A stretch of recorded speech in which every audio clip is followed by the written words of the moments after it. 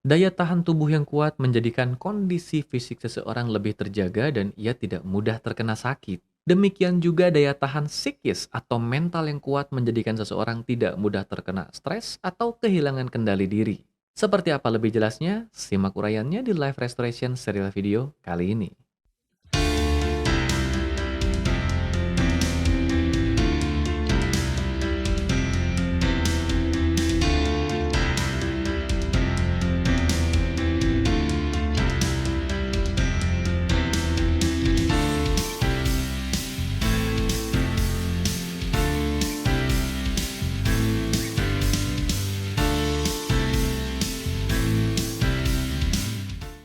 Berjumpa kembali di Live Restoration serial video bersama saya Algus Kanalendra. Halo para sahabat sekalian dimanapun Anda berada, semoga selalu dalam keadaan sehat, berkah, berlimpah, damai, dan berbahagia selalu bersama mereka yang Anda kasihi. Seperti biasa, di akhir minggu ini sudah ada sebuah tema pilihan yang diangkat untuk menjadi bahasan di episode Live Restoration serial video kali ini. Setelah berminggu-minggu sebelumnya saya mengulas berbagai tema seputar pengembangan diri, di episode kali ini saya tergelitik untuk mengangkat tema yang berhubungan juga dengan dunia terapi atau konseling, tapi dalam konteks yang lebih praktis, yaitu yang berhubungan dengan daya tahan mental atau daya tahan psikis. Seperti biasa, bahasan ini juga muncul dari pertanyaan atau permintaan salah seorang subscriber yang meminta saya mengulas tentang bagaimana bisa ada dua orang yang mengalami situasi yang sama, sama-sama mencekam atau sama-sama menegangkan, tapi keduanya bisa meresponnya secara berbeda. Yang satu bisa meresponnya dengan lebih tenang dan lebih terkendali, sementara mungkin yang satunya lebih cemas, lebih tidak bisa mengendalikan dirinya.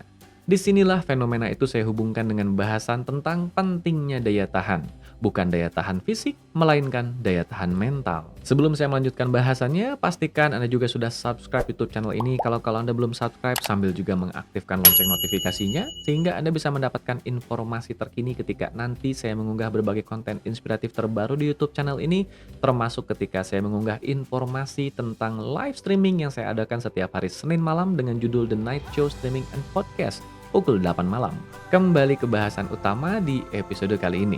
Ketika seseorang berada di sebuah lingkungan dengan cuaca yang tidak bersahabat atau sebut saja standar kebersihan yang tidak mengenakan di lingkungan itu, hal apa yang kiranya menjadikan orang ini tidak mudah terpengaruh secara negatif oleh berbagai hal yang bisa saja membuat orang pada umumnya lebih mudah sakit tersebut?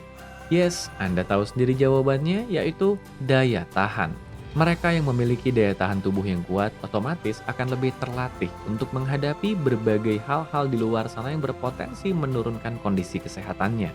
Dibandingkan dengan orang-orang tertentu yang daya tahannya lebih lemah sehingga perubahan sedikit saja pada lingkungan atau pada cuaca akan menyebabkan mereka lebih mudah sakit. Ilustrasi ini saya hadirkan untuk menjawab pertanyaan dari beberapa klien yang ada kalanya bertanya, hal apa yang menjadikan seseorang bisa lebih mudah mengendalikan dirinya, tidak mudah panik, tidak mudah stres ketika dihadapkan dengan berbagai tekanan di luar dirinya?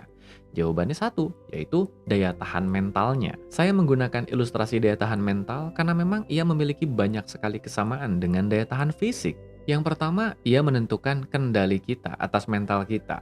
Jika daya tahan tubuh atau daya tahan fisik mempengaruhi kendali kita atas tubuh fisik kita, atas kemampuan kita untuk menghadapi tantangan di luar diri kita, maka daya tahan mental juga akan menentukan cara kita untuk menghadapi tantangan di luar diri kita secara mental. Mereka yang daya tahan mentalnya lebih kuat, otomatis lebih terlatih untuk menghadapi tantangan dan juga akan lebih memiliki kendali diri dalam menghadapi tantangan itu. Tidak mudah tertekan atau tidak mudah stres istilahnya.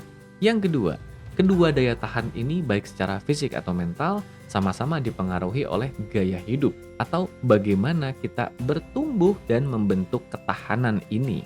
Daya tahan fisik dibentuk dari stimulus yang memang menyehatkan secara fisik.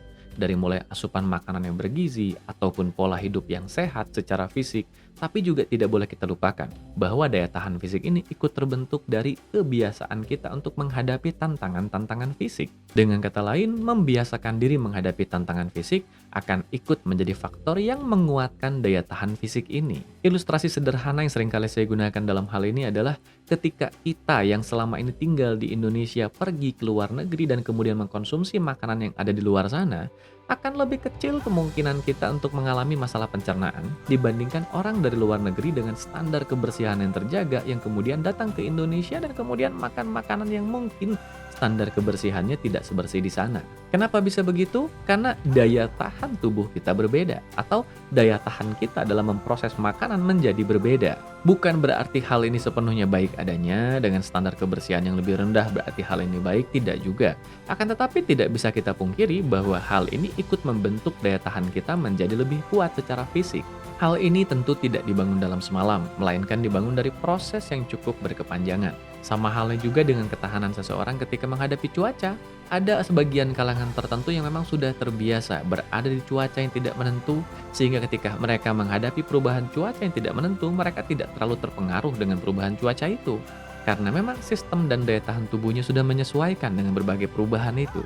Hal yang sama juga berlaku bagi mental. Mental yang terlatih dibentuk dari berbagai kebiasaan menata pola pikir yang sehat, menata mental yang sehat, dibarengi juga dengan kebiasaan untuk memberanikan diri menghadapi tantangan. Demi menghindari trauma atau menghindari luka, ada kalanya beberapa orang tua sedemikian memanjakan anaknya dengan berbagai perlakuan yang sedemikian lembut agar anaknya ini tidak terluka di rumah. Meskipun memang hal ini bisa saja baik adanya, tapi hal ini tidak sepenuhnya baik ketika si anak ini nantinya berhadapan dengan lingkungan yang mungkin tidak bisa memperlakukannya sebagaimana orang tuanya memperlakukannya. Daya tahan mentalnya yang sudah terlalu terbiasa menghadapi kelembutan, menghadapi situasi yang baik-baik saja, ternyata tidak siap berhadapan dengan kerasnya situasi yang ada di luar kehidupan pribadinya. Hal ini juga yang menjadikan beberapa orang bisa lebih mudah terkena stres atau merasa tertekan ketika berhadapan dengan tantangan, karena selama ini mereka tidak punya rekam jejak yang baik dalam menghadapi tantangan. Terlalu banyak kemudahan dalam hidup mereka. Meskipun mungkin terdengar buruk, asosiasi dari luka atau cedera di kadar yang wajar bisa membantu kita untuk menjadi pribadi yang lebih kuat. Ingat, di kadar yang wajar. Dengan adanya luka atau cedera tadi, sistem tubuh kita belajar untuk memulihkan dirinya. Hal ini secara tidak langsung ikut membentuk dan melatih daya tahan tubuh tadi. Begitu juga secara mental. Berbagai luka yang pernah seseorang alami di kadar yang wajar bisa menjadikan ia lebih tahan untuk nantinya menghadapi pengalaman serupa. Luka ini bisa berupa kekecewaan, kesedihan, ketakutan, dan lain sebagainya, tapi sekali lagi di kadar yang wajar. Di kadar yang berlebih, hal ini sama saja akan menyebabkan cedera berat pada tubuh fisik atau pada tubuh mental atau pada sistem mental kita menjadi trauma. Jika cedera berat pada tubuh fisik ini menyebabkan seseorang tidak bisa berfungsi secara optimal secara fisik, sama halnya juga dengan secara mental. Luka yang ada dan di kadar yang berlebih ini yang menjadi trauma ini akan menyebabkan orang ini juga tidak bisa merespon secara ideal dalam kondisi-kondisi yang mensyaratkannya untuk memiliki kendali diri yang baik. Bukankah bisa kita amati bahwa semua ini pada akhirnya adalah soal keseimbangan? Jika kita adalah orang yang sudah dewasa dan kita merasa daya tahan mental kita masih cukup lemah untuk menghadapi tekanan, belajarlah untuk memaknai bahwa ada kalanya kita harus menghadapi hal-hal itu untuk menguatkan otot mental kita. Pandang tantangan itu sebagaimana halnya kita sedang membentuk otot fisik kita.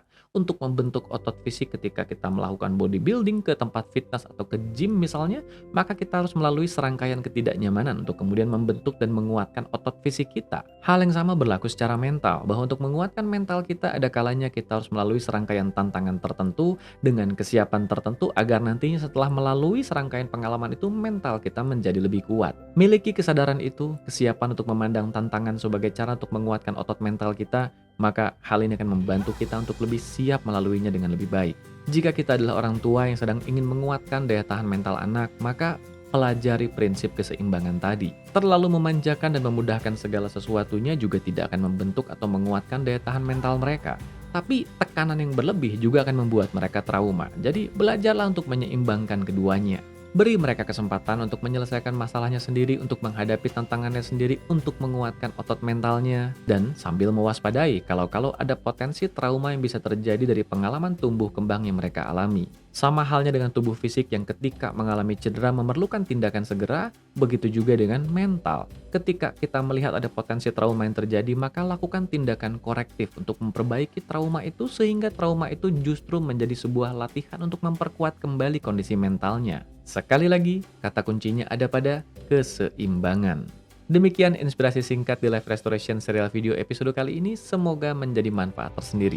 Kalau Anda merasa mendapatkan manfaat dari video ini, silakan like video ini sehingga Anda bisa menemukannya dengan lebih mudah nanti di daftar video yang Anda sukai, sambil juga membantu YouTube untuk merekomendasikan video ini pada lebih banyak orang di luar sana yang mungkin saja memerlukan manfaat yang sama. Subscribe YouTube channel ini Agus Kanalendra kalau Anda belum subscribe dan aktifkan lonceng notifikasinya. Dan kalau Anda senggang, mari kita juga berjumpa di acara live streaming yang saya adakan setiap Senin malam pukul 8 di program The Night Show Streaming and Podcast. Sampai jumpa di episode berikutnya minggu depan di inspirasi lainnya. Salam sehat, berkah berlimpah, damai dan berbahagia selalu bersama mereka yang Anda kasihi.